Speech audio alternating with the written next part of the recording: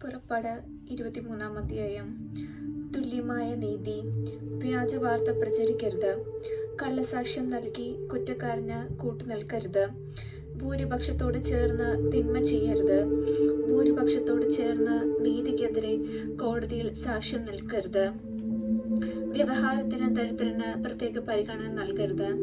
ശത്രുവിന്റെ കാളയോ കഴുതയോ വഴിതെറ്റിപ്പോകുന്നത് കണ്ടാൽ അതിനെ അവന്റെ അടുക്കൽ തിരിച്ചെത്തിക്കണം. നിന്നെ വെറുക്കുന്നവന്റെ കഴുത ചുമടിന് കീഴെ വീണ് കിടക്കുന്നത് കണ്ടാൽ നീ കടന്നു പോകരുത്. അതിനെ എഴുന്നേൽപ്പിക്കാൻ അവനെ സഹായിക്കണം. വ്യവഹാരത്തിൽ ദരിദ്രന് നീതി നിഷേധിക്കരുത്. തെറ്റായ കുറ്റാരോപണത്തിൽ നിന്ന് ഒഴിഞ്ഞു നിൽക്കുക. നിഷ്കളങ്കരെയും നീതിമാന്മാരെയും വധിക്കരുത്. ദുഷ്ടനെ ഞാൻ വെറുതെ വിടുകയില്ല.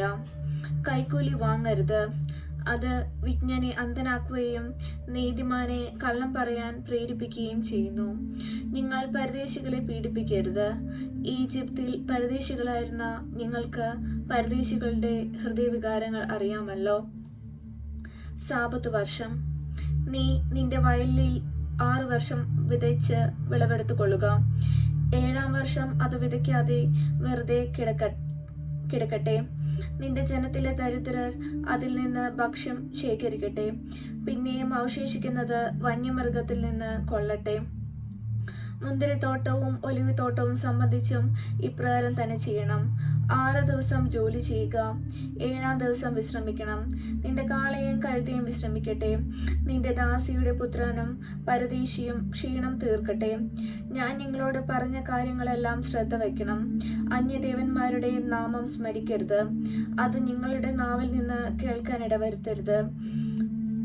3 മഹോത്സവങ്ങൾ. എന്റെ ബഹുമാനത്തിനായി വർഷം തോറും 3 തവണ നിങ്ങൾ ഉത്സവം ആഘോഷിക്കണം. പുളിപ്പില്ലാത്ത അപ്പത്തിന്റെ തിരുനാൾ ആചരിക്കണം. ഞാൻ കൽപ്പിച്ചിട്ടുള്ളതുപോലെ അബീബ് മാസത്തിലെ 7 നിശ്ചിത ദിവസങ്ങളിൽ പുളിപ്പില്ലാത്ത അപ്പം ഭക്ഷിക്കണം. എന്തെന്നാൽ ആ മാസത്തിലാണ് നിങ്ങൾ ഈജിപ്തിൽ നിന്ന് പുറത്തു വന്നത്. എന്റെ മുമ്പിൽ വെറും കൈയോടെ വരരുത്. വയലിൽ നിന്ന് ആദ്യ ഫലങ്ങൾ കൊയ്തെടുക്കുമ്പോൾ, പുത്തിരി പെരുന്നാളും വർഷാവസാനം പ്രയത്നഫലവും ശേഖരിച്ചു കഴിയുമ്പോൾ സംഭരണമെല്ലാം ആഘോഷിക്കണം. പുരുഷന്മാരെല്ലാവരും വർഷത്തിൽ 3 പ്രാവശ്യം ദൈവമായ കർത്താവിന്റെ സന്നിധിയിൽ ഹാജരാകണം. ബലിമൃഗത്തിന്റെ രക്തം പുളിപ്പുള്ള അപ്പത്തോടൊന്നിച്ച് എനിക്ക് അർപ്പിക്കരുത്. ഉത്സവ ദിനത്തിൽ അർപ്പിക്കുന്ന ബലിയുടെ കൊഴുപ്പ് പ്രഭാതം വരെ സൂക്ഷിക്കുകയും വരുത്. വയലിലെ ആദ്യ വിളവിന്റെ ആദ്യഫലം നിന്റെ ദൈവമായ കർത്താവിന്റെ ഭവനത്തിലേക്ക് കൊണ്ടുവരണം. ആട്ടിൻകുട്ടിയെ അതിന്റെ തള്ളയുടെ പാലിൽ വേവിക്കരുത്. വാഗ്ദാനങ്ങൾ. ഇതാ, ഒരു ദൂതനെ നിനക്ക് മുൻപ് ഞാൻ അയക്കുന്നു. അവൻ നിന്റെ വഴിയിൽ നിന്നെ കാത്തുകൊള്ളും. ഞാൻ ഒരുക്കിയിരിക്കുന്ന സ്ഥലത്തേക്ക് നിന്നെ കൊണ്ടുവരികയും ചെയ്യും. അവൻ പറയുന്നതെല്ലാം ആദരപൂർവ്വം അനുസരിക്കണം. അവനെ പ്രകോപിപ്പിക്കരുത്. എന്റെ നാമം അവനിലുള്ളത് നിമിത്തം നിന്റെ അതിക്രമങ്ങൾ അവൻ ക്ഷമിക്കുകയില്ല. അവന്റെ വാക്കു കേൾക്കുകയും ഞാൻ പറയുന്നതെല്ലാം അനുസരിക്കുകയും ചെയ്യുമെങ്കിൽ നിന്റെ ശത്രുക്കൾക്ക് ഞാൻ ശത്രുവായിരിക്കും. നിന്റെ എതിരാളികൾക്ക് ഞാൻ എതിരാളിയുമായിരിക്കും. എന്റെ ദൂതൻ നിനക്ക് മുൻപേ പോയി നിന്നെ അമോര്യർ, ഹിത്യർ, പെരിസ്യർ, കാനാന്യർ, ഹിവ്യർ, ജബൂസ്യർ എന്നിവരുടെ ഇടയിലേക്ക് നയിക്കും. അപ്പോൾ ഞാൻ അവരെ നിശേഷം നശിപ്പിക്കും.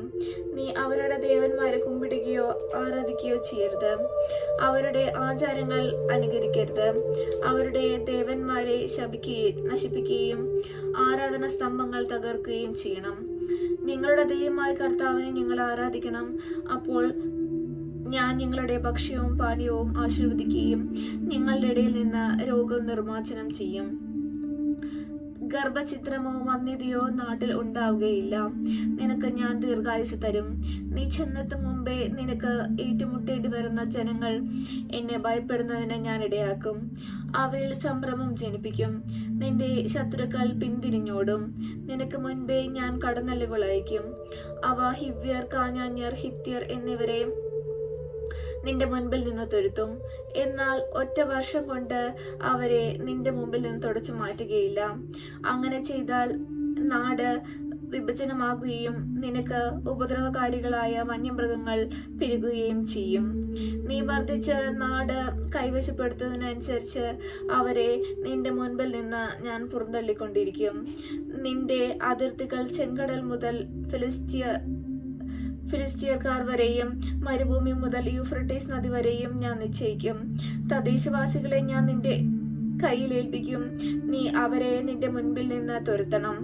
അവരോടോ അവരുടെ ദേവന്മാരോടോ നീ ഉടമ്പടി ചെയ്യരുത്. അവർ നിന്റെ നാട്ടിൽ വസിച്ചുകൂടാ. വസിച്ചാൽ എനിക്കെതിരായി പാപം ചെയ്യാൻ അവർ നിന്നെ പ്രേരിപ്പിക്കും. നീ അവരുടെ ദേവന്മാരെ ആരാധിക്കുകയും അത് നിനക്കൊരു കെണിയായിരിക്കുകയും ചെയ്യും. നമ്മുടെ കർത്താവായ യേശുമിശിഹായ്ക്ക് സ്തുതി.